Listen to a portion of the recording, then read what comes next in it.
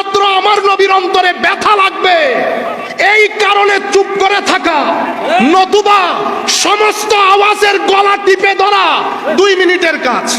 আপনার যদি লাখ মানুষ থাকে, আমার 20,000 লোক আছে নাই, তো আমিও যদি একই ভাষায় ব্যবহার করি, মারামারি কার সাথে কার লাগবে? হায় হায়, এখন আমার সাথে লেগে গেছে আমার ভাই হামিদি ভাইয়ের বা ফরিদি সাহেবের। আপনারা বদনাম করার সময় কি বলবেন? আজারি সাহেব আর ফরিদি সাহেবের মধ্যে মারামারি লাগছে, কি বলবেন? সুন্নি সুন্নি লাগছে, সুন্নি সুন্নি লাগছে। বদনাম কার? সুন্নিয়তের। শুধুমাত্র আউলিয়ায়ে কেরামের দিকে তাকিয়ে শুধুমাত্র আমার নবীর অন্তরে ব্যথা লাগবে এই কারণে চুপ করে থাকা, নতুবা সমস্ত আওয়াজের গলা টিপে ধরা 2 মিনিটের কাজ। 2 মিনিটের কাজ। এত এত বড়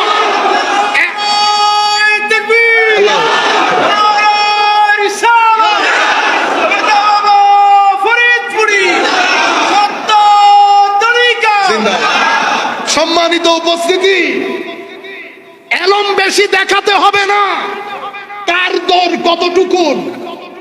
আমরা এমনিতে গুমরা মানুষ আপনাদের দৃষ্টিতে, এলম নাই কালাম নাই সেটা আমরাও বলতেছি, আমরা কোনো কিছুই জানি না। কিন্তু আউলিয়ায়ে কেরামের ফুয়ুজ ও বারাকাতে প্যারামিটার দিয়ে চেক করতে পারি কে কোন দরজার লোক। এত বড় আলেম হয়ে যান নাই, যদি আলেম হয়ে যান তো মাসদাদের মধ্যে দর্শ শুরু করেন, আমার ছাত্রদেরকে পাঠাবো, দেখবো কত বড় আলেম। ইন্না লিল্লাহি ওয়া ইন্না ইলাইহি। এটা করেছি ইচ্ছাকৃতভাবে আপনাদেরকে সুবত বোঝানোর জন্য। ভালো সুবতে ভালো হয়, মন্দ সুবতে এগুলা বের হয়। এতক্ষণ যেগুলা বের করেছি এগুলারে বলেন নেগেটিভ এনার্জি। কি এনার্জি? Negative energy. কেন বের হলো? ওই সুবতের কারণে। সুবত যদি ভালো হয় তো এনার্জি পজিটিভ হবে, সেই কারণে এই নেগেটিভ এনার্জি গুলা অ্যাভয়েড করবেন। এটা আপনার শরীরের জন্য ক্ষতিকর, কলব বাতেনের জন্য ক্ষতিকর। এটা আহলে সুন্নাত ওয়াল জামাতের দরবার, এটা সুফি তরিকতপন্থীদের দরবার, এটা আসহাবে রাসূল আলে রাসূলের মহব্বতকারী দরবার। আপনারা বুঝতে পেরেছেন? সম্মানিত উপস্থিতি, এটা আহলে সুন্নাত ওয়াল জামাত শুধু দরবার না, ইনারা বানান, ইনারা বানান। তো বিশেষ করে সম্মানিত উলামায়ে কেরাম, শ্রদ্ধাভাজন ব্যক্তিবর্গ, দূর দূরান্ত থেকে যারা আমাদেরকে শুনছেন, বিশেষ করে আমরা যাদের দরবারে এসেছি ওনারা যেখান থেকেই বসে আমাদেরকে শুনছেন, আমরা সকলের প্রতি আন্তরিক মুবারকবাদ, ধন্যবাদ এবং সশ্রদ্ধ সালাম জ্ঞাপন করছি। আসসালামু আলাইকুম ওয়া রাহমাতুল্লাহি তাআলা ওয়া বারাকাতুহু। আমি বক্তব্য শুরুর আগে আপনাদের ডানে বামে যারা দাঁড়িয়ে আছেন, আমরা অনুরোধ করব খুব কনজেস্টেড না বসে একটু ফাঁকা হয়ে বসেন, বিস্তর জায়গা আছে। আমরা কিছু কথা বলবো, আপনাদেরকে শুনতে হবে, গরমের মধ্যে হজম করা যাবে না। সুতরাং আপনারা যারা আছেন, আপনাদের কারণে পিছনের লোকজন দেখতে পাচ্ছেন না, একটু তাফাসসাহু, একটু নিজেদের মধ্যে জায়গা করেন, প্রত্যেককে বসতে দেন। আমাদের যারা মিডিয়ার ভাইরা আছেন তাদেরকেও বলবো পিছনের কাউকে ডিস্টার্ব না করার জন্য। সম্মানিত উপস্থিতি, আমরা এখন যেই দরবারে বসে আছি, শুধুমাত্র দরবারের মাহফিল হওয়ার কারণে যেহেতু উরসের মধ্যে আসতে পারবো না, সেই হক আদায়ের জন্য আমার ভাই হামিদি মাসুদ হামিদি সাহেবের কথাই আমরা সিদ্ধান্ত নিয়েছি মাহফিলে আসব। যেহেতু উর্স মাহফিলে আসা সম্ভব হবে না, উর্স মাহফিলে দাওয়াত না দিলেও আসব। সম্মানিত উপস্থিতি, এই যে আপনারা এখানে এসেছেন, অতঃপর আগামীকালকে এখান থেকে চলে যাবেন যার যার গ্রামে। আমরা এখানে আসার পেছনে একটা উদ্দেশ্য আছে। উদ্দেশ্যহীন কাজ শুধুমাত্র পাগলে করে, পাগলের কোনো কাজের উদ্দেশ্য থাকে না। পাগল 2 প্রকার। একটা হচ্ছে কোনো কারণে কারো ব্রেইন কাজ করছে না, আমার ভাই বোন, তারা, আমরা তাদেরকে পাগল বলি। আল্লাহ প্রত্যেককে শেফা দান করুক, আমিন বলেন। আর কেউ আল্লাহর পাগল, কিন্তু আল্লাহর পাগলের ব্রেইন নষ্ট না, ব্রেইন ঠিক। শুধু ঠিক না, এরা আরেকজনের ব্রেইনকে কি করে? ঠিক করে। সুতরাং আমাদের প্রত্যেকের একটা অবজেক্টিভ আছে, উদ্দেশ্য। আমি কষ্ট করে করে আপনাদের ঘরে ঘরে আসতেছি, আমি ইচ্ছে করলে আপনারা যে ধরনের তকরির পছন্দ করেন সেটা আমি করতে পারবো। ঠিক কিনা বলেন? আপনারা চিল্লানি দেবেন ঠিক করে। আমি ওই ঠিক বেঠিকের মধ্যে নাই। আমি চাচ্ছি পরিস্থিতি অসম্ভব ভয়াবহ, ভয়াবহ না, ঠিক বেঠিক বলিয়েন না বেটা, শুধু শুনবেন। ভয়াবহ পরিস্থিতিতে আমরা এখান থেকে খাইরাত নেব। লাইট, এটা বাতিঘর, এটা কি ঘর? বাতিঘর, লাইট হাউস। তাইলে আমরা এখানে এসেছি আমাদের ভিতরের মোবাইলকে চার্জ করার জন্য। তাইলে চার্জ করার পরে আমরা যখন গ্রামে যাব, তো গ্রামে যাদের মোবাইলের চার্জ নাই তাদেরকে চার্জ দিতে হবে না? তো এখন আপনার মোবাইলে চার্জ নাই, আরেকজনের মোবাইলে চার্জ কেমনে দিবেন? এটা আপনারা মাথায় রাখবেন। আমাদের এখানে উদ্দেশ্য হচ্ছে আমরা হুজুর কেবলা থেকে যিনি শুয়ে আছেন, যিনি বেঁচে আছেন, বিশেষ করে যিনি শুয়ে আছেন, ওনার থেকে আমরা কিছু ফুয়ুজ ও বারাকাত নিব। এটা আমাদের লোকালয়ে গিয়ে বিতরণ করব। কঠিন সময় কেন? কঠিন সময় হচ্ছে গত 20 বছরে বাংলাদেশের এখন যে 18-22 বছরের প্রজন্ম, আপনার সন্তান, আপনার নাতি, প্রত্যেকের মাথার ভিতরে ঢুকানো হয়েছে যে মাজার কেন্দ্রিক ব্যবসা হয় এবং মাজার পূজা করা হয়। আমিও মাজার পূজারি, হামিদি সাহেবও মাজার, ফরিদি সাহেবও মাজার পূজারি। এটা মোটামুটি তরুণ প্রজন্মের মাথার ভিতরে ঢুকানো হয়েছে। এখানে আমাদের দোষও আছে, আমাদের দোষ আমার দৃষ্টিতে বেশি। তো এখন সামনে যখন আমি আমার এখান থেকে চার্জ নিয়ে বিতরণ করতে যাইব, কেউ আমাদের থেকে চার্জ নিতে চাইবে না, কারণ সবাইকে বোঝানো হয়েছে এটা পজিটিভ এনার্জি না, নেগেটিভ এনার্জি। এই নেগেটিভ এনার্জি যদি আপনি ক্রয় করেন, খরিদ করেন, গ্রহণ করেন, নিজেও ধ্বংস হবেন, পরিবারও ধ্বংস হবে। এটা বোঝানো হয়েছে, এটা বোঝানো হয়েছে। বোঝানোর কারণে তরুণ প্রজন্ম ভুলে গেছে এই বিল্ডিং কে করে দিয়ে গেছে। দাদা যে বিল্ডিং দাঁড় করিয়ে দিয়েছে, পরবর্তী প্রজন্ম, নাতির প্রজন্মতে এসে সব ভুলে গেছে। দাদার কথা আর স্মরণে নাই।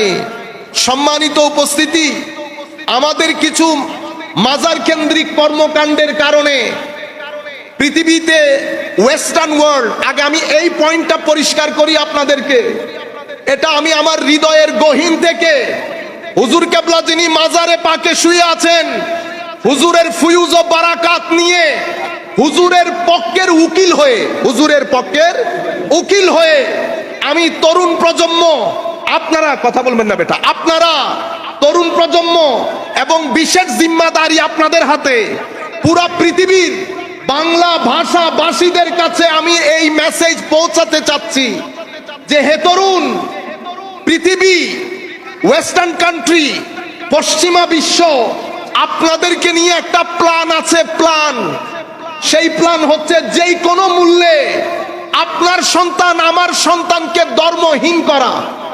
সেই প্ল্যানের জন্য অন্যতম প্রধান অস্ত্র হিসেবে গ্রহণ করেছে যে এই তরুণ প্রজন্মকে যদি মাজার বিমুখ করা না যায়, তাইলে ধর্ম বিমুখ করা যাবে না।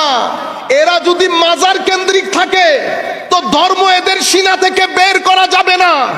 কেন যাবে না? কারণ মাজার প্রত্যেকটা সিনার ভিতরে এশকে রসুলের প্রদীপ জ্বালিয়েছে, আদব এবং তাজিমে মুস্তাফা প্রদীপ জ্বালিয়েছে। মানুষ গুনাহগার হতে পারে, কিন্তু আমার নবী 1400 বছর পরে আগত উম্মত সেভাবে আমার নবীকে মহব্বত করে যেভাবে প্রথম যুগের মুসলমান মহব্বত করতেন। মহব্বত করেন হয়তো 16-20, হয়তো 10-20, কিন্তু মহব্বত করেন। আমাদের আউলিয়ায়ে কেরাম, আউলিয়ায়ে কেরামের খানেকা, আউলিয়ায়ে কেরামের দরগা, এটা নবী করিম রউফ রহিম সাল্লাল্লাহু আলাইহি ওয়াসাল্লামের যেই নূর, কদ জাকুম মিনাল্লাহি নূর, ওই নূরের মেইন স্টেশন হচ্ছে আমার নবী। বিদ্যুতের মধ্যে সাব স্টেশন লাগে না? হ্যাঁ, এক জায়গা থেকে বিদ্যুৎ উৎপাদন হয়, আপনি ওখানে লাফ দিতে পারবেন বিদ্যুতের জন্য।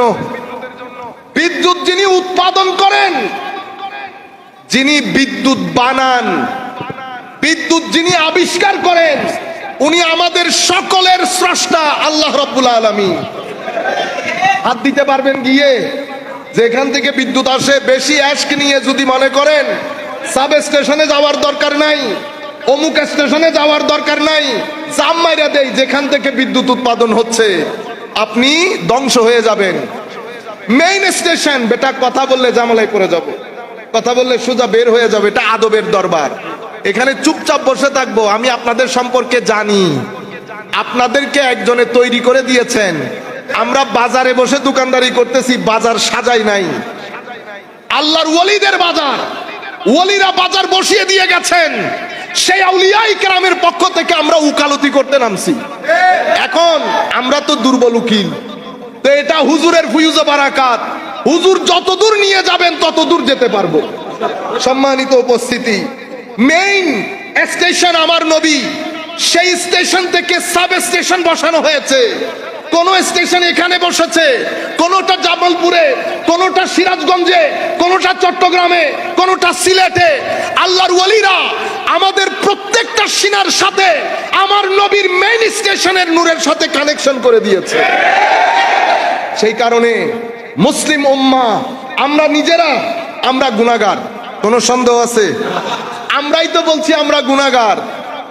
আল্লাহ আছে এটা যেমন সত্য, আমরা গুনাহগার এটাও তেমন সত্য। আবার আল্লাহকে যে মানি এটাও তেমন সত্য। আমরা আল্লাহকে বলছি আল্লাহ লাখ গুনাহগার, কোনো সন্দেহ নাই। দিন গুনাহে কাটে, রাত নাফরমানিতে কাটে, কোনো সন্দেহ নাই। কিন্তু আল্লাহ আপনাকে মানি, আপনাকে জানি। কেউ আপনার সাথে বেয়াদবি করলে আমাদের রক্তের মধ্যে আগুন ধরে যায়। কারো কাছ থেকে শুনি নাই, আমার নবীকেও দেখি নাই, কিন্তু নবীর কিছু সাব স্টেশনের আলকে দেখেছি, যাদেরকে দেখে আমরা মূল নূরের পরিচয় পেয়েছি। তাহলে ঈমান বেঁচে থাকে ইশকে রাসূলের কারণে, ঈমান বেঁচে থাকে হুব্বে মুস্তাফার কারণে। যার সিনার ভিতরে আমার নবীর ইশক মোহাব্বত যত বেশি, তার ঈমানও তত বেশি। তাইলে প্যারামিটার আপনার ঈমানের স্কেল মাপার জন্য কতটুকুন আছে, কিভাবে মাপবেন? কারণ আমার সাথে সাহাবায়ে কেরামের সাথে অনেকেই নামাজ পড়েছেন, যাদের ব্যাপারে আমার আল্লাহর ওয়াদা, আমার আল্লাহ তাদেরকে জাহান্নামের নির্মস্তরে দিবেন, জাহান্নামের নির্মস্তরে দিবেন।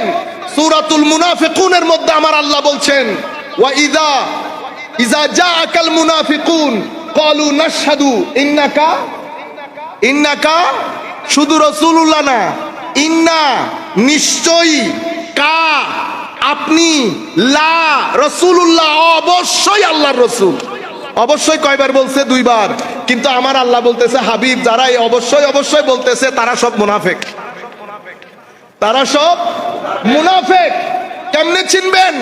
আমার আল্লাহ পরবর্তী আয়াতে আইডেন্টিটি ক্লিয়ার করে দিচ্ছে। ওয়া ইযা কিলা লাহুম তাআলাউ ইস্তাগফির লাকুম রাসূলুল্লাহ লাওয়াউ লুসাহুম ওয়া রাআইতাহুম ইয়াসুদ্দুনা ওয়া হুম মুস্তাকবিরুন। হাবিব কেমনে চিনবেন? তো মসজিদের মধ্যে ঢুকবে, খাদেম বলবে আমার নবী কোণার মধ্যে বসা, নবী কোণার ভিতরে বসা। মুমিনে হক যারা, যাদের ভিতরে সিদ্দিক আকবরের ইশক আছে, ফারুক আজমের ইশক আছে, তারা মসজিদে এখানে আসবে না, আমার নবীর কাছে আগে যাবে। কিন্তু সেই কাতারের মধ্যে একজন আছে, সে কি করেছে? ওখানে যাব কেন, ওখানে যাব কেন? মসজিদে এসেছি না, আমি নামাজ পড়বো, আগে সিজদা দিব। তাইলে বোঝা হবে কি মুনাফিকুন। সত্যিকার ঈমানের পরিচয় যারা আমার নবী কোনায় বসা আছে, এটা শুনে যারা নবীর দিকে গেছে তারা মুমিন। যারা নবীকে পাশ কাটিয়ে এখানে চলে এসেছে তারা মুনাফিক, তারা মুনাফিক। এখন মুনাফিক চিনার জন্য মাপকাঠি হচ্ছে আমার নবীর আদব, আমার নবীর আদব, তাজিম। আমার নবীকে আদব করা সেটা আপনার চয়েস না, করলে করলাম, না করলে, এটাকে বলে ম্যাটার অফ চয়েস না, এটা ম্যাটার অফ সার্ভাইভাল। আপনি তাজিম করলে ঈমান, তাজিম না করলে ঈমান থেকে খালি, এখানে চয়েস না। এটা আমার নবীর হক আপনার উপরে। কয়টা হক? ঈমান আনবেন, আমার নবীকে ঈমান আনার পরে তাজিম করবেন। তাজিম মানে কি? তাজিম মানে কি ভাই? সম্মান। সম্মান মানে কি? তাজিম যদি বলেন সম্মান, আমাদের আদা মানুষ বুঝিও না সম্মান মানে কি। আজ্জামা ইউআজ্জিমু তাজিম। তাজিম মানে বড়ত্বের বহিঃপ্রকাশ করা, বড় জানা, ছোট না, বড় জানা, বড় হিসেবে মানা, কারো বড়ত্বের বহিঃপ্রকাশ করা, এটাকে বলে তাবজিল, তাজিম, তাওকীর, তাফখীম। বড়ত্বের বহিঃপ্রকাশ। আপনি যদি বড়ত্বের বহিঃপ্রকাশ না করেন তাইলে তাজিম হবে না। এই জন্য সালাতের, সালাত পড়ি না আমরা, সালাত, সালাতের একটা অর্থ করা হয়েছে, এটা মাদ্রাসায় আমরা যারা পড়ি, আপনারা যদি লিসানুল আরব পড়েন তো এই অর্থগুলা পাবেন। সালাতের অর্থ করা হয়েছে আল্লাহুম্মা সাল্লি আলা মুহাম্মদ। এটার অর্থ কি? এটার অর্থ হচ্ছে আল্লাহুম্মা আযিমহু, মাওলা আমার নবীর শান ও মানকে দুনিয়াতে এবং আখিরাতে অনেক বড় করেন, অনেক বড় করেন। তাইলে তাজিমে মুস্তাফা এটা আমার নবীর হক আপনার উপরে। অতঃপর আমার নবীর আনুগত্য করা, অতঃপর আমার নবীর মিশনের কাজে লেগে যাওয়া, শক্তি খরচ করা, মিশনে সহযোগিতা করা, এটা আমার নবীর 4 হক। বলতে যেটা চেয়েছিলাম, আন্তর্জাতিক বিশ্ব সেই কারণে টার্গেট করেছে মুসলমানদের অন্তর থেকে যদি ঈমান বের করতে হয় তো তারা গডলেস হবে না, কোনোদিনও না, কারণ তাদের সাথে নবীর নূর আছে সিনার ভিতরে। তারা গডলেস করা, আল্লাহ বিমুখ করা এটা সম্ভব হবে না। কখন হবে? তো তাদের সিনা থেকে আগে রসুলে পাকের মহব্বত বের করতে হবে, রসুলে পাকের মহব্বত বের করতে হবে। তো রসুলে পাকের মহব্বত বের করলে, হায় হায়, ইয়ে ফাকা কাশ, আল্লামা ইকবাল কি বলেছেন? ইয়ে ফাকা কাশ जो मौत से डरता नहीं जरा रूह मोहम्मद उसकी बदन से निकाल दो। কে এই যে গরিব মিসকিন অসহায় মানুষ, হায়, ধাক্কা দিলে পড়ে যাবে, ধাক্কা দিলে পড়ে যাবে। কিন্তু আমার নবীর সুবতে বসার পরে 300 থেকে বেশি সাহাবী যখন বদরের যুদ্ধে একসাথে হয়েছে, হায় হায়, বড় বড় যোদ্ধারা ভয় পেয়ে যাইতেছে, এরকম রোগ এবং দবদবা সাহাবায়ে কেরামের। আল্লামা ইকবাল বলছেন এই রোগ, এই ভীতি কিসের? এটা ইশক এবং তাজিমে মুস্তাফা সাল্লাল্লাহু। এই জন্য বলতেছে ইয়ে ফাকা কাশ जो मौत से डरता नहीं जरा, এদের মৃত্যুর কোনো ভয় নাই, কারণ এটা আমার নবীর ইশককে নিয়ে উঠা বসা করে। সেই কারণে উন্নত বিশ্ব চাচ্ছে আপনার সিনা থেকে যেন নবীর তাজিম বের করে দেওয়া যায়। তো নবীর তাজিম বের করতে হলে আগে এই প্রজন্মকে মাজার বিমুখ করতে হবে, মাজার বিমুখ। সেই কারণে মাজার বিমুখ করার জন্য শুধুমাত্র বাইরের শক্তি কাজ করছে না, ভিতরের শক্তি কাজ করছে। আমার ভাই, আপনার ভাই, দাড়িওয়ালা, টুপিওয়ালা, পাঞ্জাবিওয়ালা জুমার মসজিদে মাদ্রাসার প্রিন্সিপালের সিটে বসে চ্যানেলের মধ্যে ইসলামী চ্যানেল নাম দিয়ে ধারাবাহিকভাবে প্রপাগান্ডা করে বহির্বিশ্বের যে উদ্দেশ্য সেটাকে বাস্তবায়নের কাজ করছে। আসেন এবার আমরা ঘুমিয়ে পড়ি, আমরা ঘুমিয়ে পড়ি। আমরা এখনো ঘুমে, আমাদের বলি বুজুর্গ যারা মাজারে শুয়ে আছে তাদের অন্তর ভেঙে খান খান হয়ে যাচ্ছে। কোন মানুষ রেখে আসলাম?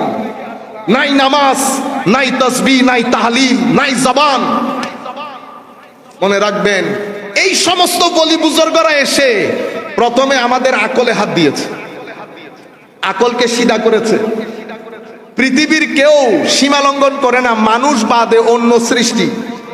আপনারা আপনাদের ঘরে যে গাছ রোপণ করেছেন সেটা কি সকালবেলা অন্য জায়গায় সরে যায়? কোনোদিন দেখছেন সরে যেতে? আপনাদের ঘরের গরু ছাগলগুলা আপনারা ঘাস খেতে দেন না, আবার ঠিক সময়ে ঠিক জায়গায় চলে আসে না, ডান বাম হয়। এই মানুষ একমাত্র জিনিস, একটু শক্তি পাওয়ার পরে হযরতে মূসা আলাইহিস ইসলামকে বলছে আনা রব্বুকুমুল আ'লা, আমি হইলাম বড় খোদা। মানুষ এত খতরনাক।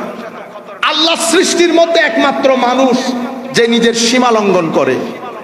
এটা মুসাইলামাতুল কাজ্জাব, সে দাবি করেছে সেই নাকি নবী। কাদিয়ানি ভাইরা গোলাম আহমদ কাদিয়ানিকে বলে সেও নাকি নবী। আমি মানুষ কিভাবে সীমা লঙ্ঘন করে সেটা বুঝাচ্ছি। আল্লাহর ওলিরা এসে আমাদের আকলকে, আমাদের চিন্তা চেতনাকে কি করেছে? মধ্যমপন্থী করেছে। এরপরে আমাদের কলব বাতেনকে ডিসিপ্লিন দিয়েছে। ডিসিপ্লিন মানে হ্যাঁ বুঝি নাই, নিয়ম কানুনের মধ্যে এনেছে। আপনারা বুঝতে পেরেছেন কেন করেছে? আকল যদি সীমা লঙ্ঘন করে তো আকল কি বলে? আমি বড় খোদা, আমার চেয়ে বড় কোনো খোদা নাই। কে বলেছে আপনার খোদা আছে? সব কিছু আমরা মানুষরা করতেছি, বলে না আমাদের ভাইয়েরা এখন কোনো খোদা নাই। খোদা নাই কখন বলে? যখন আকল তার সীমা লঙ্ঘন করে। এরপরে আপনার ভিতরে আমার ভিতরে আল্লাহ একটা নফস দান করেছে।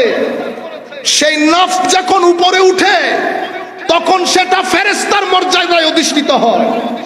আর এই নফস যখন নিচের দিকে নামে তো এটা চতুষ্পদ জন্তুর চেয়েও নিকৃষ্ট হয়। কি আজীব বিষয় না? উপরে উঠলে ফেরেশতা, নিচে নামলে চতুষ্পদ জন্তুর চেয়েও নিকৃষ্ট। মাঝখানে আমরা দাঁড়িয়ে আছি। এই যে আল্লাহর ওলি যারা শুয়ে আছেন তারা হচ্ছে উপরে উঠার মই। এদেরকে ধরে উপরে উঠতে থাকবেন, ফেরেশতার পর্যায়ে পৌঁছাবেন। আর এদেরকে বাদ দেবেন, চতুষ্পদ জন্তুর চেয়েও নিকৃষ্ট হবে। জবান ঠিক করতে হবে। এত মরিচ জবানের ভিতরে, এটার মাধ্যমে তরিকত তাসাব্বুফ হয় না। এত মরিচ অন্তরে নিয়ে যদি তরিকতের কথা বলেন, তরিকত অপমানিত বোধ করবে। যাই হোক, সময় যেহেতু সংক্ষিপ্ত, আমি একটা ঘটনা বলে শেষ করে দেই। আসেন একটু মহব্বতের কথা শুনি।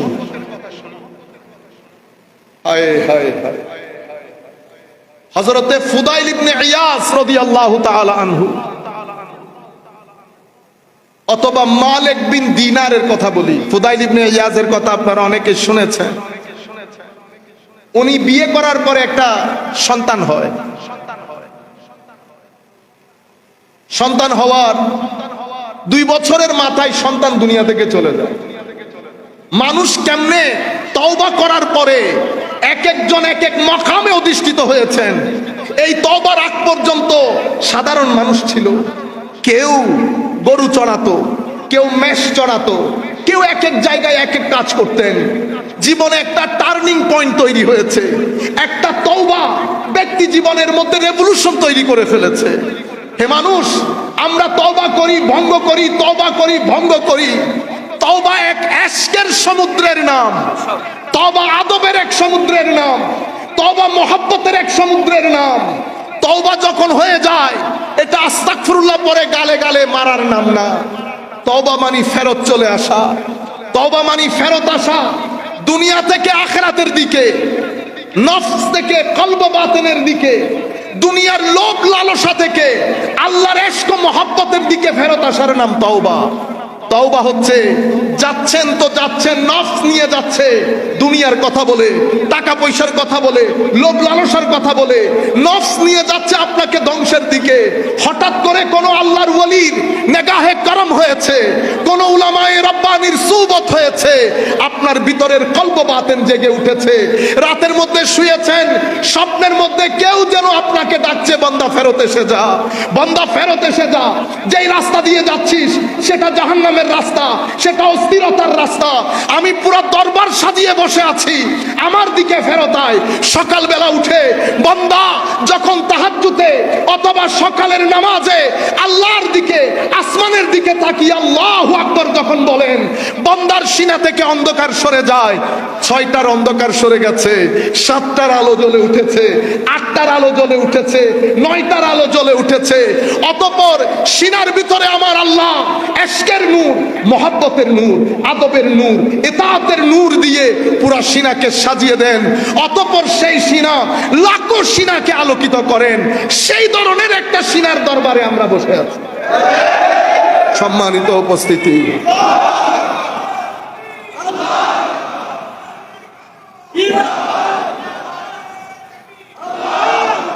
বেটা আপনারা তাকবীরের একটা আদব আছে, সেটা নষ্ট করবেন না। আজকে বলে দিয়ে যাচ্ছি, সব সময় তাকবীর যখন দিবেন সবকিছুর মধ্যে একটা পরিবর্তন হতে হবে। কারণ আমরা পরবর্তী প্রজন্মের কাছে একটা জিনিস মেসেজ দিতে চাচ্ছি, সেটা দিতে না পারলে 20 বছর পর্যন্ত অপেক্ষা করতে হবে। যে মাইন্ডসেট তৈরি হয়েছে ওইটাকে আমরা হ্যামার দিয়ে ভাঙতে পারবো? হ্যামার দিয়ে না। এটা আমরা মিম্বরের রসুলে বসে বসে আমার আল্লাহ যতটুকুন তৌফিক দেন, উলামায়ে কেরামের ফিউজাত আমাদের ভাইরা এখানে আছেন, ওনারা এটা ভাঙানোর কাজ করবেন। হ্যামার দিয়ে তো ভাঙা যাবে না। সুতরাং আমরা আবার নতুন করে জেগে উঠি। নারায়ে তাকবীর, আল্লাহু আকবার। এরপরে কোন নারা? এরপরে নারায়ে হায়দারি, ইয়া আলী। এরপরে যদি নারায়ে গাউসিয়া, গৌসুল আজম আব্দুল কাদের জিলানী দিতে চাইলে। কিন্তু মূল আমাদের তাওহীদ এবং রিসালাত একসাথে রাখবেন। আপনারা বুঝতে পেরেছেন? সম্মানিত উপস্থিতি, তাহলে হযরত মালিক বিন দিনার বাচ্চা মারা যাওয়ার পরে হাই খোদা কি পেরেশান। অনেক মহব্বত করতেন ওই বাচ্চাকে, অনেক মহব্বত করতেন। একদিন রাতে স্বপ্নে দেখলেন জান্নাতের মধ্যে অনেক বাচ্চা বসা, সেই বাচ্চার মধ্যে দেখে উনার বাচ্চাও বসা। হায় হায়, নিজের 2 বছরের বাচ্চাকে দেখে বাচ্চা দৌড় দিয়ে এসেছে, বাবাকে জড়িয়ে ধরেছে, হু হু করে ঘুমের মধ্যে কাঁদছে মালিক বিন দিনার রাদিয়াল্লাহু তাআলা আনহু। তখন বাচ্চা বলতেছে, বাবা এভাবে অধৈর্য হওয়া চলবে না। কোরআনের একটা আয়াত পড়লেন। এই যে কোরআনের আয়াত পড়েছে, এটা মালিক বিন দিনারের সিনার ভিতরে গেঁথে গেছে। এটা টার্নিং পয়েন্ট হচ্ছে এখন। যে টার্নিং পয়েন্টকে মালিক বিন দিনারের মাকামের মধ্যে পৌঁছে দিচ্ছে। এটা তুমি এগুলা কোত্থেকে শিখলা? তুমি কিভাবে জানলা? এই যে স্বপ্ন, আমি আর দীর্ঘায়িত করছি না, মূল একটা মেসেজ দিতে হবে আপনাদেরকে। এই একটা স্বপ্ন, ওদিকে ফুদাইল বিন ইয়াস রাদিয়াল্লাহু তাআলা আনহুকে আরেকটা স্বপ্ন। এই স্বপ্নের মধ্যে ওনার মেয়ে যে আয়াত করেছে, হায় হায়, আলম ইয়ানি লিল্লাযীনা আমানু আন তাখশা কুলুবুহুম লিযিকরিল্লাহ ওয়া মা নাযালা মিনাল হক। বলছেন সেই সময় কখন আসবে তোমাদের কাছে, আমার ভয়ে তোমাদের অন্তর কেঁপে উঠবে। এই আয়াত হযরতে মালিক বিন দিনারের কানের মধ্যে শুধু ধ্বনিত প্রতিধ্বনিত হচ্ছে। কখন আসবে এই সময়? তোমার সিনা আল্লাহর ভয়ে কম্পিত হবে, প্রকম্পিত হবে, নাড়াচাড়া করবে। আমাদের সফর শেষের দিকে কিন্তু ফজর বেলা উঠে উনি শুধু ওই আয়াতটাই শুনছেন, আলাম ইয়ানি লিল্লাযীনা আমানু আন তাখশা কুলুবুহুম লিযিকরিল্লাহি ওয়া মা নাযালা মিনাল হক। এই একটা জিনিস মালিক বিন দিনারকে তওবা করে ইশক এবং মহব্বতের সমুদ্রে এমন ভাবে ঢেউ তুলেছে, আজকের দিন পর্যন্ত আমরা মালিক বিন দিনারকে স্মরণ করছি। হযরতে শাকীক বালখী রাদিয়াল্লাহু তাআলা আনহু, নিশ্চয় আপনারা নাম শুনেছেন। ইমামে আজমের ছাত্র, ইমামে আজমের ছাত্র ইমাম আবু ইউসুফ, যিনি পরবর্তীতে প্রধান বিচারপতি হয়েছেন, ওনার সহপাঠী হযরতে শাকীক বালখী রাদিয়াল্লাহু তাআলা আনহু ইমামে আজমের কাছে ফিকা পড়েছেন, মানে আইন শাস্ত্র পড়েছেন। এবার ওনার ইলমের মাকাম ও মার্তবা কি রকম হবে চিন্তা করে নেন। শাকীক বালখী আমাদের ইমামে আজম যদি তাবেঈ হয়, শাকীক বালখী তাবেঈ হচ্ছেন। হায় হায়, ওনার শেখ ছিলেন হযরতে আদহাম, পুরা নামটা একটু বলেন। না না না, পুরা নাম বলেন। জি, ইব্রাহিম ইবনে আদহাম রাদিয়াল্লাহু তাআলা হুজুরের শেখ। তাইলে বোঝা যাচ্ছে শেখ ছাড়া রাস্তা পাড়ি দেওয়া যায় না। ও আন্না হাযা সিরাতি মুস্তাকিমা, এটা সিরাতে মুস্তাকিম। তো নিজে নিজে দৌড় দিবেন? নিজে দৌড় দিলে শয়তান বলতেছে লাক উদান্না লাহুম সিরাতাকাল মুস্তাকিম, আমি সিরাতুল মুস্তাকিমের উপরে বসা থাকবো। সুম্মা লাতিয়ান্নাহুম মিন বাইনি আইদিহিম ওয়া মিন খালফিহিম ওয়া আন আইমানিহিম ওয়া আন শামাইলিহিম ওয়া লা তাজিদু আকতারাহুম শাকিরিন। আমি আপনার বান্দাদেরকে প্রথমে সামনের দিক থেকে আক্রমণ করব। সামনের দিকে আক্রমণ করে দ্বীন সম্পর্কে, রাসূল সম্পর্কে, আখিরাত সম্পর্কে সন্দিহান করে দেব। যদি এটা কাজ না করে তো পিছনের দিক থেকে আক্রমণ করব। যদি পিছনের দিক আক্রমণ না করে ডান দিক থেকে করব, অতঃপর বাম দিক থেকে করব। ডান দিকের আক্রমণ বেশি আমল করাবে, এটার উপরে হিংসা, অহংকার, বেশি নামাজ পড়ি, তাহাজ্জুদ পড়ি। হায় হায়, আমাদের ব্যক্তি জীবনের মধ্যে এতেদাল নাই। আমরা হয় এদিকে ঝুঁকে পড়ি, নয় এদিকে ঝুঁকে পড়ি। আমার আল্লাহ বলেছেন শাহিদ আল্লাহ, সাক্ষী দিচ্ছেন আল্লাহ। মওলা কি সাক্ষী? তো আন্নাহু লা ইলাহা, বলেন ইল্লাহু, আল্লাহ ছাড়া কেউ নাই, এই সাক্ষী দিচ্ছেন খুদ আল্লাহ। এরপরে আমার আল্লাহ বলছেন আরো আছে সাক্ষী, ওয়াল মালাইকা, দ্বিতীয় নম্বরের সাক্ষী ফেরেশতা। তৃতীয় নম্বরের সাক্ষী ওয়া উলুল ইলম কাইমাম বিল কিসত, সমস্ত উলামানা যারা কিস্তের সাথে নিজেদের জীবনকে সাজিয়েছে। কিস্ত মানে হচ্ছে ব্যালেন্স, যাদের আকলে ব্যালেন্স, আখলাকে ব্যালেন্স, এলমে ব্যালেন্স, গরম না, অতিরিক্ত গরম না। কিস্তের জের কাফের নিচে না উপরে? বলেন, জের আছে না? জের, জের জবর পেশ। তো কিস্তের মধ্যে যে কাফের নিচে জের না, এখানে ইশারা কি? ইশারা হচ্ছে সত্যিকারের কিস্তওয়ালা আলেম হতে চাইলে নিচে হয়ে থাকতে হয়। কি হয়ে থাকতে হয়? নিচে। জবরের মতো যদি লাফ দিয়ে উপরে উঠে যান তো এটা কাস্ত হয়। কাস্তওয়ালা আলেম আলেম হয় না, সন্ত্রাসী হয়। কি হয় না? সন্ত্রাসী। কাস্তওয়ালা আলেম আর কিস্তওয়ালা আলেম। তাইলে একটা হচ্ছে কাফের নিচে জের, আর একটা হচ্ছে কাফের উপরে জবর। তো আমাদেরকে বলা হচ্ছে আলেম কিরকম হব? কিস্ত, জেরওয়ালা, জবরওয়ালা নয়।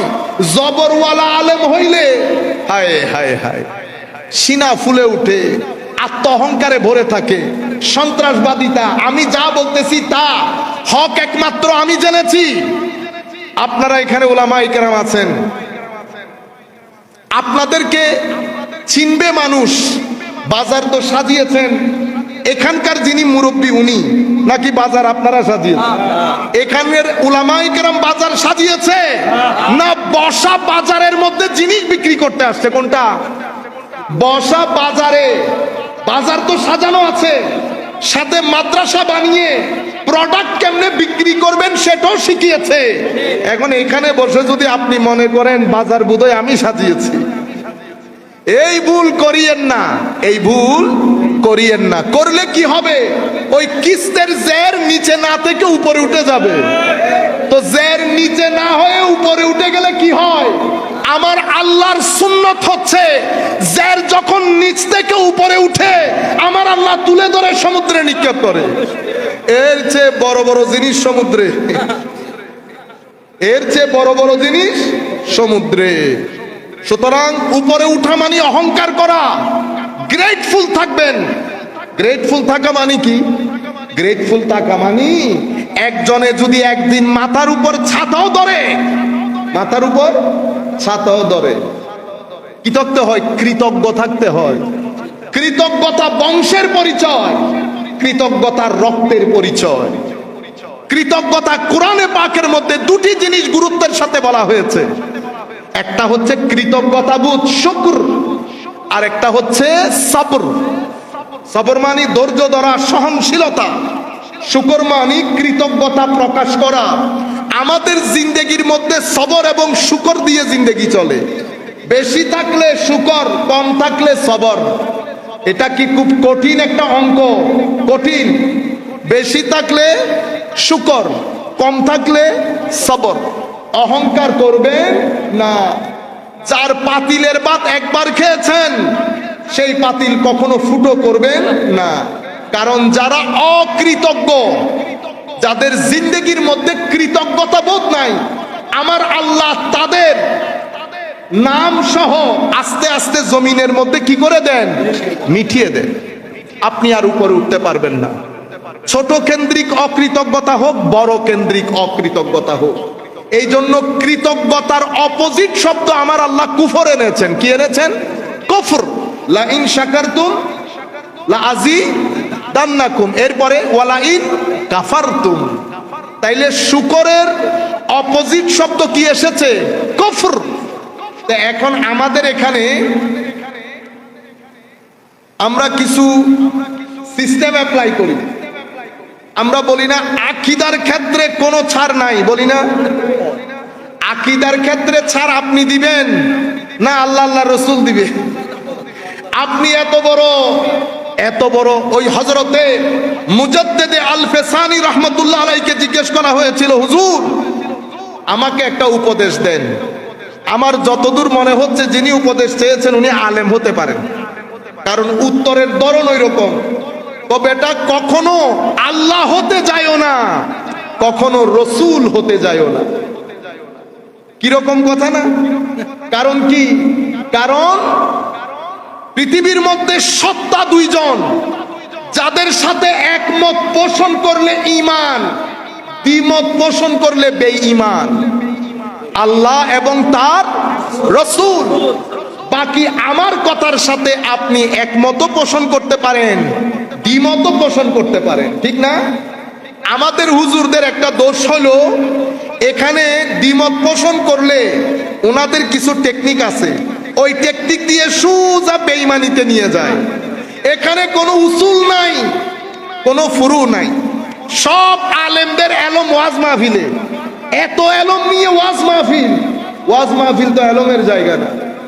এখানে মানুষদেরকে সুন্দর সুন্দর দুই চারটা কথা বলবেন, আর এলম থাকলে মসজিদের মধ্যে মাদ্রাসার মধ্যে দার্স দিবেন, পড়াবেন, ছাত্ররা উপকৃত হবে। আমরা যারা গরিব গুরাবা আছি আমরা একটু বসে উপকৃত হইতে পারবো। কিন্তু ওয়াজ মাহফিল এলমের জায়গা না, এটা ফতোয়ার জায়গা না, এটা ফতোয়ার জায়গা না। যাই হোক, কৃতজ্ঞ থাকবেন। এখন এখানে কেউ যদি মনে করে যে দরবারে মানুষ আসে আমার কারণে, হইল নি? একই রোগে মুসাইলামাতুল কাযযাবকেও পাইছিল। কাদিয়ানও চিন্তা করতেছিল যে আমি ইদার উদার বললে কিছু ঘটনা তো ঘটে যাইতেছে, এই কাজ করিয়ে। হায় হায়, বাতিগরের সাথে কখনো, বাতিগরের সাথে ধরেন আমার ভালো লাগতেও পারে, কোনো কারণে ভালো নাও লাগতে পারে। না লাগলে আমি আস্তে করে সরে যাব, পৃথিবী জানতেও পারবেন, পৃথিবী জানতেও পারবেন। ভাইয়ের সাথে মারামারি হয়েছে, মানুষকে দেখাবেন, ফেসবুকে পোস্ট দিবেন, আমার ভাইয়ের আজকে ছেড়ে চলে এসেছি, পোস্ট দিবেন। এটা ভদ্রলোকের কাজ না। আমি এখানে ধরেন আপনারা দেখতেছেন না ফেসবুকে অনেক পোস্ট টোস্ট দেখতেছেন না, আমার জবান নাই, বলতে পারি না, কেটে শুটে কত করে বলতেছি। কেন? মনে রাখবেন, ক্লেশ করিয়েন না। এটাকে বলা হয় এইজ অফ ক্লেশ। কারণ প্রত্যেক ব্যক্তি তার মতামত দিতে পারে। আগে আপনি চৌধুরী ছিলেন, 30 বছর আগে আমাদের এলাকাতে সিগারেটের দোকান দিছে, চৌধুরী সাহেব এসে ভেঙে দিছে, কেউ কিছু বলতে পারছে? এখন পারবেন না। কেন? এখন প্রত্যেক ব্যক্তির একটা অধিকার আছে সোসাইটির মধ্যে। যেই ভাষায় আপনারা কথা বলতেছেন, আপনার যদি লাখ মানুষ থাকে, আমার 20,000 লোক আছে, নাই? তো আমিও যদি একই ভাষায় ব্যবহার করি, মারামারি কার সাথে কার লাগবে? হায় হায়, এখন আমার সাথে লেগে গেছে আমার ভাই হামিদি ভাইয়ের বা ফরিদি সাহেবের। আপনারা বদনাম করার সময় কি বলবেন? আজারি সাহেব আর ফরিদি সাহেবের মধ্যে মারামারি লাগছে, কি বলবেন? সুন্নি সুন্নি লাগছে, সুন্নি সুন্নি লাগছে। বদনাম কার? সুন্নিয়তের। শুধুমাত্র আউলিয়ায়ে কেরামের দিকে তাকিয়ে শুধুমাত্র আমার নবীর অন্তরে ব্যথা লাগবে এই কারণে চুপ করে থাকা, নতুবা সমস্ত আওয়াজের গলা টিপে ধরা 2 মিনিটের কাজ। 2 মিনিটের কাজ। এত এত বড়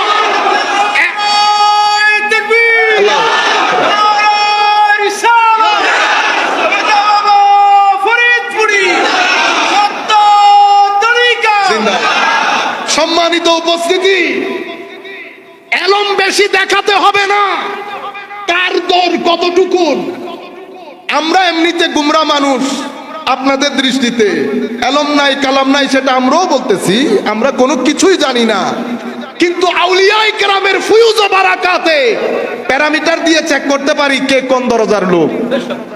এত বড় আলেম হয়ে যান নাই, যদি আলেম হয়ে যান তো মাসদাদের মধ্যে দর্শ শুরু করেন, আমার ছাত্রদেরকে পাঠাবো, দেখবো কত বড় আলেম। ইন্না লিল্লাহি ওয়া ইন্না ইলাইহি। এটা করেছি ইচ্ছাকৃতভাবে আপনাদেরকে সুবত বোঝানোর জন্য। ভালো সুবতে ভালো হয়, মন্দ সুবতে এগুলা বের হয়। এতক্ষণ যেগুলা বের করেছি এগুলারে বলেন নেগেটিভ এনার্জি। কি এনার্জি? Negative energy. কেন বের হলো? ওই সুবতের কারণে। সুবত যদি ভালো হয় তো এনার্জি পজিটিভ হবে, সেই কারণে এই নেগেটিভ এনার্জি গুলা অ্যাভয়েড করবেন। এটা আপনার শরীরের জন্য ক্ষতিকর, কলব বাতেনের জন্য ক্ষতিকর। এটা আহলে সুন্নাত ওয়াল জামাতের দরবার, এটা সুফি তরিকতপন্থীদের দরবার, এটা আসহাবে রাসূল আলে রাসূলের মহব্বতকারী দরবার। আপনারা বুঝতে পেরেছেন? সম্মানিত উপস্থিতি, এটা আহলে সুন্নাত ওয়াল জামাত শুধু দরবার না, ইনারা বানান, ইনারা বানান। সম্মানিত উপস্থিতি, হযরতে শাকিক বলখি রাদিয়াল্লাহু তাআলা আনহু ইমামে আজমের ছাত্র, কিন্তু একটা শেখও আছে, হযরতে ইব্রাহিম বিন আদহাম রাদিয়াল্লাহু তাআলা আনহু। ওনার ছাত্রের নাম হাতেম আল আসম। হাতেম আল আসম, হযরতে হাতেম আল আসম মানে হচ্ছে বড়া। বড়া মানে বুঝেন বধির। এই নামে উনি বিখ্যাত। আজীব বিষয় না? কেন এই নামে বিখ্যাত হয়েছেন? উনার দরবারে একদিন একটা মহিলা এসেছে, একজন বৃদ্ধ মহিলা এসেছে। সেই মহিলা বয়সের কারণে নিজের অজান্তে হঠাৎ করে একটা বায়ু বের হয়ে যায়। হুজুর খেয়াল করলেন মহিলার বায়ু বের হওয়ার পরে উনার চোখ মুখ লাল হয়ে গেছে, মনে হয় স্ট্রোক করে মারা যাবে। কারণ ইনারা তো আদব তাজিম শর্ম হায়ার একটা মুরাক্কা। তো হুজুর হঠাৎ করে যখন বুঝলেন যে আমার মায়ের অবস্থা তো চরমে, তখন উনি বললেন, আম্মা আমি কিন্তু কানে কম শুনি, আপনি কথা বললে একটু উঁচু আওয়াজে বলিয়েন। এটা আল্লাহর ওলিদের দরবার, সবকিছু হজম করে ফেলে। আর আমরা দুইজনকে নিয়ে চলতে পারি না। লিডারকে লিডার হইতে হয়। লাখ মানুষ আমার সাথে চলবে, প্রত্যেক ব্যক্তি মনে করবে আমি তাকে বেশি মহব্বত করি। এখন আমাদের হিংসা বিদ্বেষ দরবারের মধ্যে থাকি, আদবের ঠিক নাই, ভদ্রতা ঠিক নাই। আমরা বেটা যাওয়ার সময় চেহারা দেখে দেখে রিড করি, ব্যবহার কিরকম, ভদ্রতা কিরকম। এগুলো আদবের দরবার। যখন এই কথা বলেছেন হাতেম আল আসম, মহিলার চেহারা থেকে লালিমা সরে গিয়ে উনি একদম কমফোর্টেবল হয়ে গেছে। উনি কথাবার্তা বলে বের হয়ে গেলেন। হযরত হাতেম আল আসম আরেকজনকে খাদেমকে ডেকে বলতেছেন, বেটা আজকের পর থেকে এলাকার মধ্যে ছড়িয়ে দিবে আমি বধির, কানে শুনি না। ততদিন পর্যন্ত আমি বধির থাকবো যতদিন আমার এই মা দুনিয়াতে হায়াতে থাকবে। কেউ যেন জানতেও না পারে, কেউ যেন জানতেও না পারে। পুরো এলাকার মধ্যে ঢুল পিটিয়ে দিল, মানে এলাকার মধ্যে এই নামই বিখ্যাত হয়ে গেল, হাতেম আল আসম। আজকের দিনও আমরা ওনাকে চিনতেছি হাতেম আল আসম বলে। এত আদব, মানুষের পছন্দ অপছন্দকে এত গুরুত্ব দেওয়া। আমরা তুই তুকারির মধ্যে জিন্দেগি শেষ, গালিগালাচের মধ্যে জিন্দেগি শেষ। গরিব হওয়া এটা বড় বিষয় না, ভদ্র হওয়া বড় বিষয়। আপনি গরিব হবেন বলে কি গালি দিবেন? না না, সুন্দর পরিবার, সেটা গরিবের ঘরও হইতে পারে, পয়সালার ঘরও হইতে পারে। সুন্দর পরিবারের জন্য পয়সাও থাকতে হয় না, সুন্দর পরিবারের জন্য গরিব হলে যে সুন্দর পরিবার হতে পারবে না সেটাও না। মুখ হেফাজত করেন। হাতেম আল আসম রাদিয়াল্লাহু তাআলা আনহুকে জিজ্ঞেস করেছেন, হাতেম আল আসমকে জিজ্ঞেস করতেছেন, বেটা শাকিক বলখি জিজ্ঞেস করতেছেন, তুমি তো আমার সুহবতে কয় বছর ছিলা? হুজুর 30 বছর ছিলাম। কি শিখেছো? 8টা জিনিস শিখেছি। কয়টা জিনিস? 8। আমরা এখান থেকে মুখস্থ করে চলে যাব, এটাও শেষ, আমার বক্তব্য শেষ। 8টা জিনিস শিখেছি। তো শেখের মনে জাগবে না, বেটা 30 বছরে 8টা জিনিস মাত্র? আয় হায়, বেটা কি কি জিনিস শিখেছো?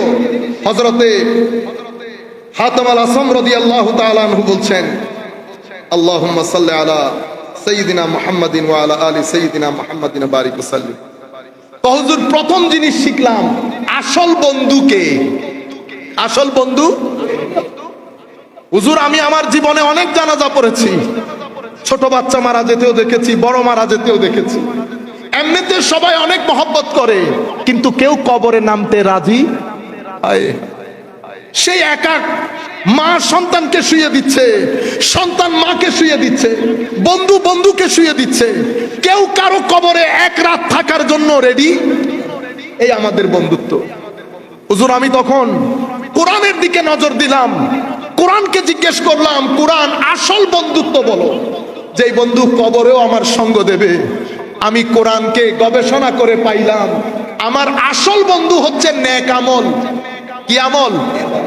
এখন নেক আমল বলতে আপনারা মনে করেন শুধু নামাজ পড়া, এরকম না। আমার একটা ভাইকে দেখে যে মুস্কি হাসি দিয়েছেন, নেক আমল হয়েছে। আমার রিক্সা ড্রাইভার ভাই 5 টাকার ভাড়া, তারে 2 টাকা একটু বাড়াই দিলেন, নেক আমল হয়েছে। আপনার ড্রাইভার আছে, তার কোনো কারণে টাকা লাগতেছে, বা তারে 500 টাকা আলাদা করে বাড়াই দিলেন, নেক আমল হয়েছে। গরিব গুরাবার মধ্যে কারা গরিব, তাদের কি সমস্যা? টাকা দিতে না পারেন, পিছনে হাত দিয়ে যদি বলেন, বেটা সমস্যা নাই আমি আছি, নেক আমল। কোন মানুষ অসুস্থ হয়েছে, দেখতে গেছেন, নেক আমল। কিয়ামতের দিন আমার আল্লাহ জিজ্ঞেস করবে, বান্দা আমি অসুস্থ ছিলাম, কই আমারে তো দেখতে আসো না। আল্লাহ, আপনি খালেকে মালেকে কুল, আপনাকে আমি দেখতে আসব।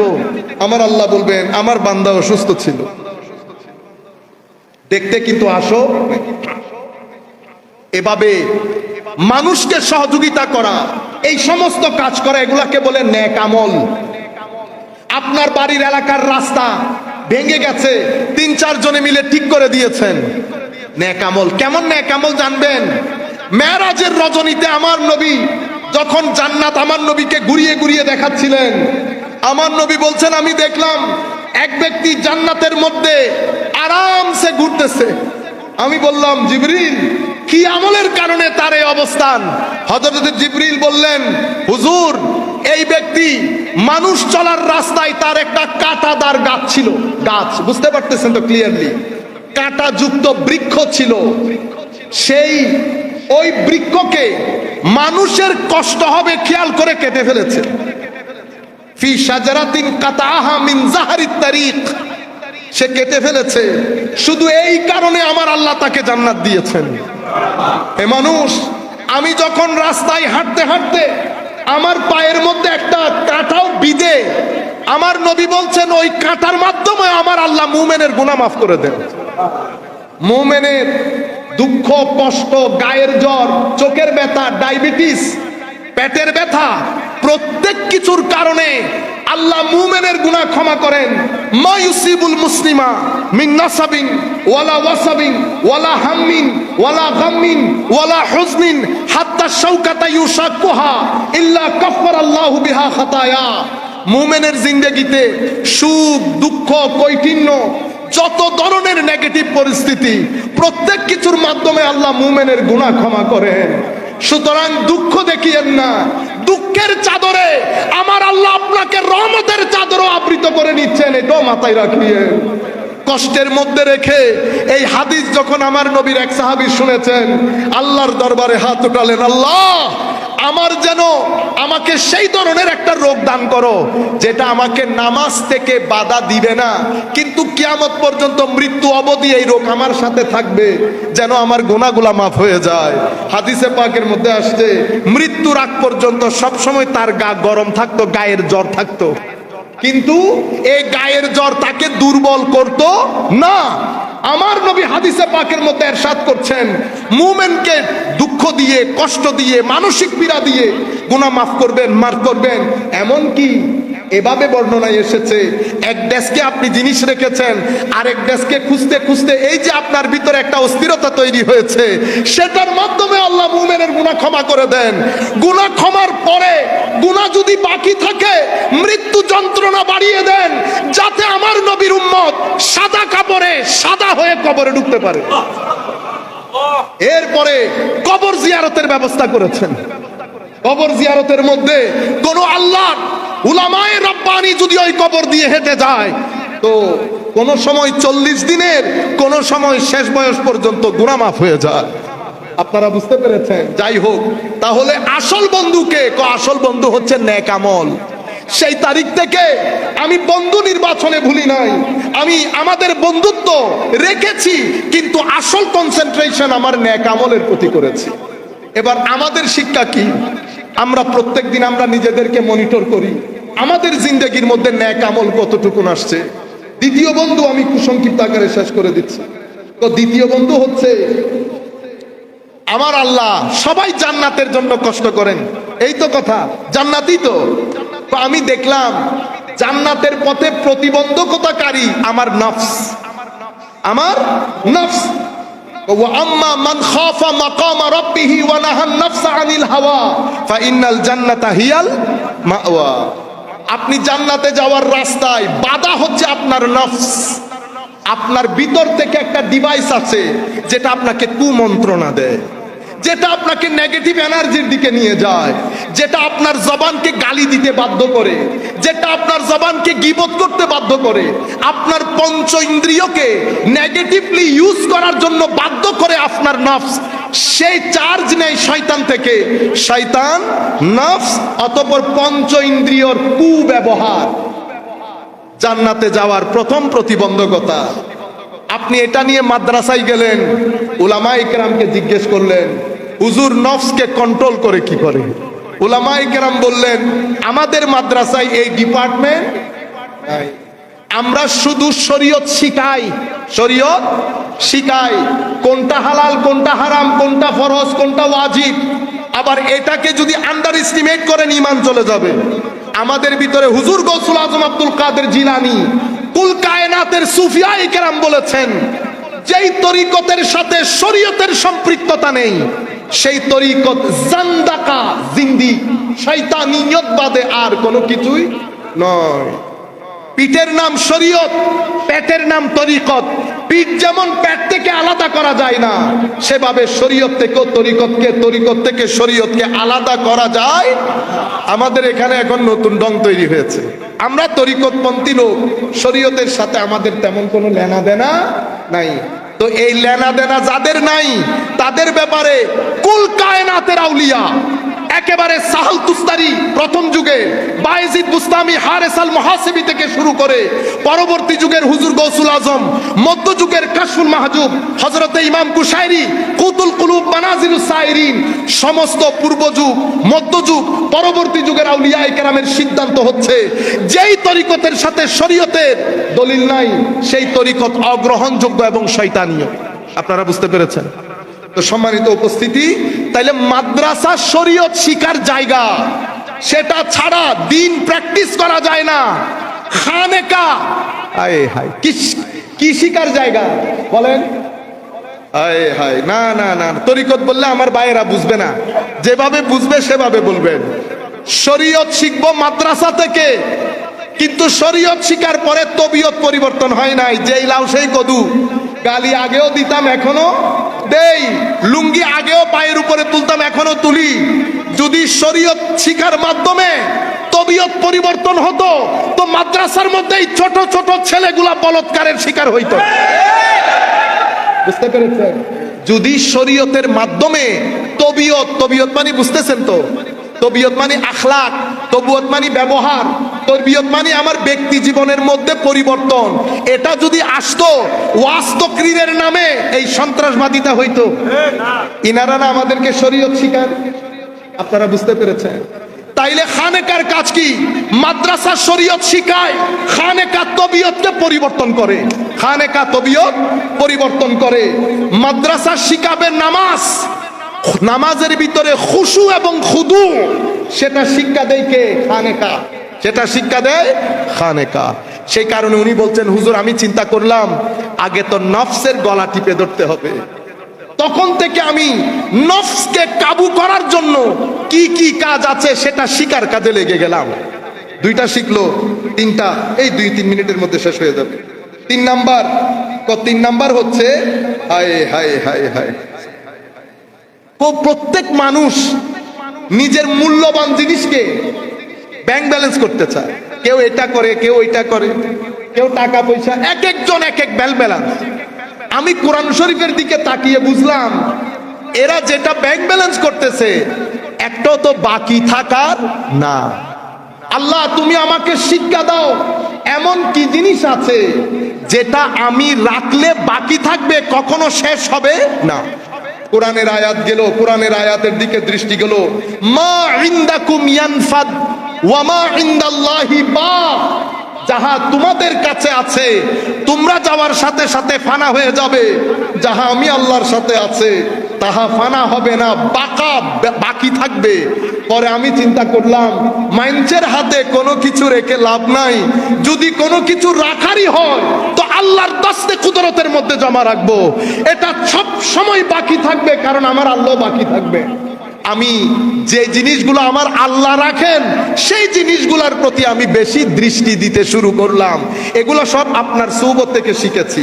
এর পরবর্তীতে 4 নাম্বার, আমি সংক্ষিপ্ত আকারে বলতেছি, এগুলা এক একটার উপরে অনেকক্ষণ আলোচনা সাপেক্ষ। 4 নাম্বার, হুজুর পৃথিবীর মানুষ কেউ টাকা দিয়ে সম্মান খোঁজে, কেউ স্ট্যাটাস দিয়ে সম্মান খুঁজে, কেউ এলম কালাম দিয়ে সম্মান খুঁজে। এই তো 3টা জায়গা। হায় হায়, দেখলাম এটার ভিতরে একটা কম্পিটিশন চলে, কেউ টাকা দিয়ে, কেউ চেয়ার দিয়ে, কেউ স্ট্যাটাস দিয়ে সম্মান খুঁজে। আমি কোরআনকে জিজ্ঞেস করলাম, কোরআন তুমি আমাকে বলো আসল সম্মান কোথায়? কোরআন আমাকে গাইড করলো, ইন্না আকরামাকুম ইনদাল্লাহি আতকাকুম, আল্লাহর দরবারে সেই ব্যক্তি বেশি সম্মানিত যেই ব্যক্তির সিনার ভিতরে আল্লাহর ভয় বেশি, যে ব্যক্তির সিনার ভিতরে আল্লাহর ভয় বেশি। হুজুর আপনার সুবতে বসে আমি শিখতে পারলাম তাকওয়া কি, সেটা কিভাবে অর্জিত হয়, এটাও আমি আপনার সুবত থেকে শিখলাম। 4 নাম্বার। 5 নাম্বার বলতেছেন উনি, পৃথিবীর মানুষ হিংসা করে। হায় হায় হায়, এই ফেসবুকের মধ্যে যেগুলা দেখতেছেন এগুলা হইল হিংসার বমিটিং। হিংসার কি? বমিটিং। আমার 21 বছরের বক্তব্য, 2005 থেকে 2026, তাইলে 21 বছরের বক্তব্যের মধ্যে কিছু নাই, তুলে ধরার কিছু নাই। কেউ কেউ দেখলাম আমাকে দেখায় যে হুজুর 3টা-4টা প্রশ্ন। ও ভাই, 3 ঘন্টার বক্তব্য, আগেও জিনিস আছে পরেও জিনিস আছে। যদি আগের জিনিস পরের জিনিস না শুনিয়ে মানুষকে বলেন তো বুঝতে হবে ভিতরে অন্য জিনিস আছে।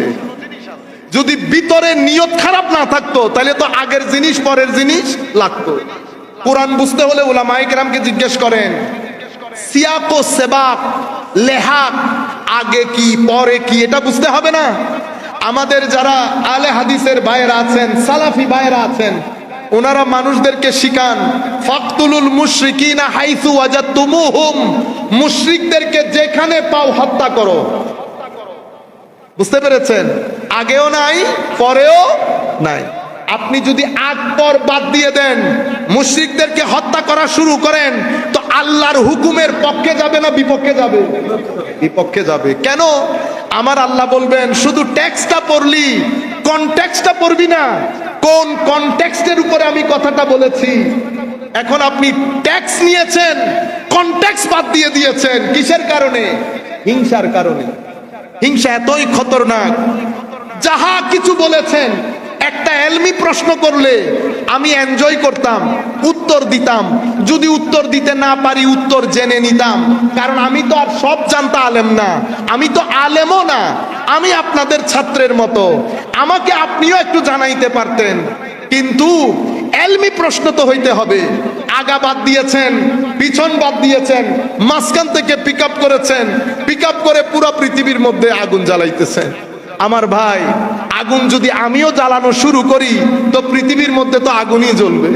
আমাদের ভাইয়েরা, তরুণ প্রজন্ম ফ্রাস্ট্রেটেড, সেই কারণে আমি অনলাইনের মাধ্যমে পুরো বাংলাদেশের বাংলা ভাষাভাষী মানুষকে একটা মেসেজ দিয়ে যায়, হযরতের দরবার থেকে আপনাদের পিছনে একটা টাকা লেগেছে, টাকা টাকা।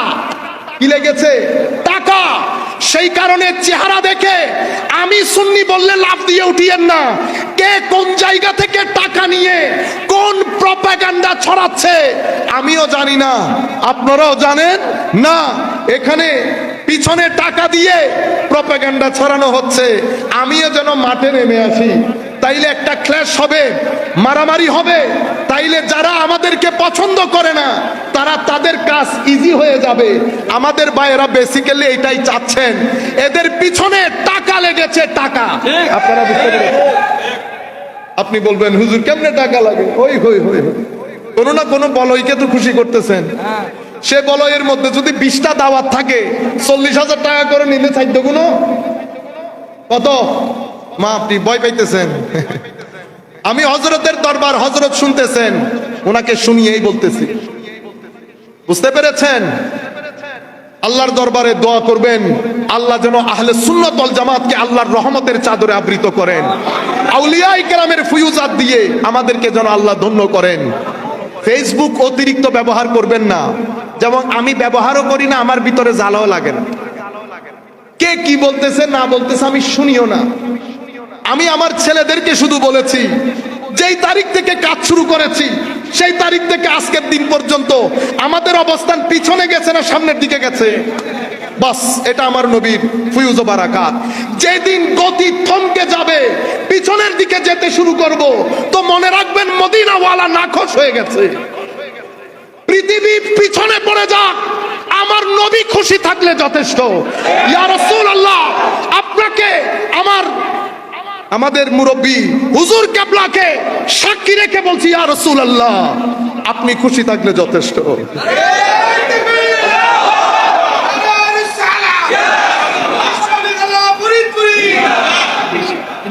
ঠিক আছে, কাজেই যেহেতু এখানে শিডিউলের প্রোগ্রাম, আমরা আবার ফেরত যেতে হবে, আমরা আর কথা না বাড়াই, শেষের দিকে শুধুমাত্র এই তিনটা বলে শেষ করে দিচ্ছি। তো সবাই এক একজন এক এক জায়গায়। তো হিংসা কেন হয়? আমার ভাইয়ের কাছে টাকা বেশি, ভাই ভাই হিংসা হয়তো, ভাই ভাই একজনের টাকা বেশি, গাড়ি কিনছে, সহ্য হয় না।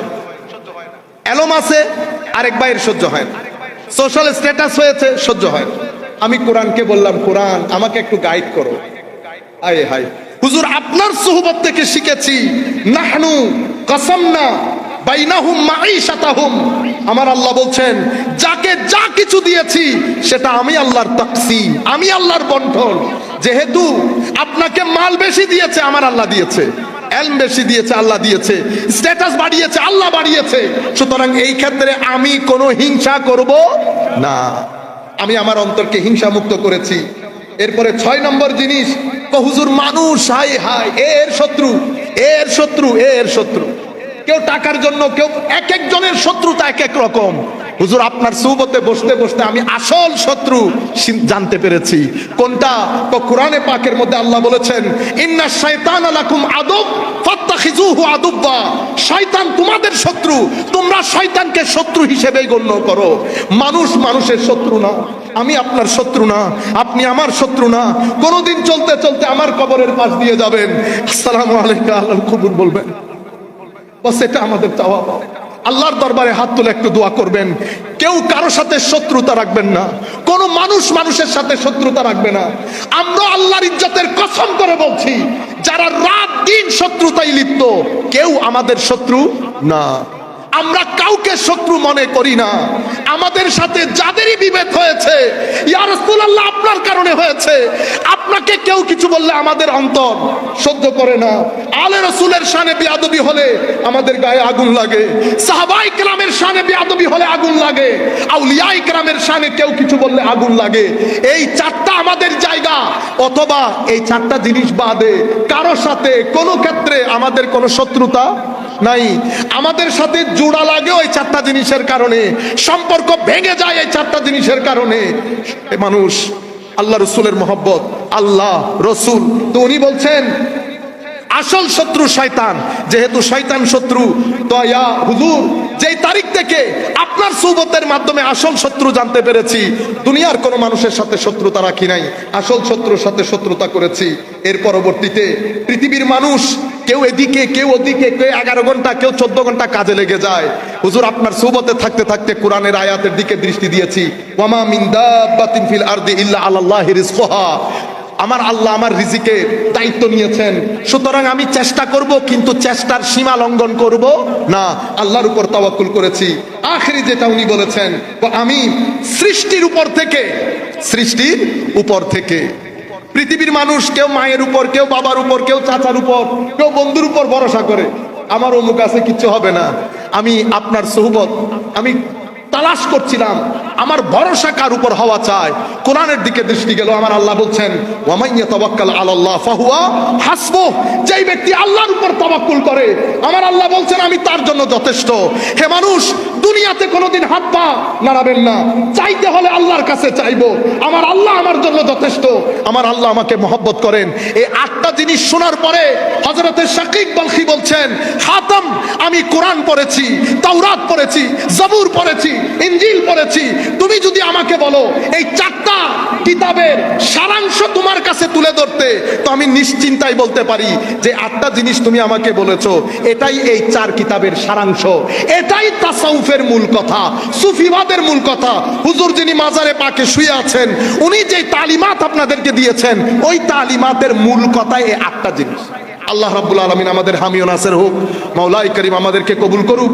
আপনারা যারা আমাদেরকে দাওয়াত দিয়ে আপনাদের সাথে কিছু কথা শেয়ার করার সুযোগ দিয়েছেন, সবাইকে আন্তরিক মোবারকবাদ।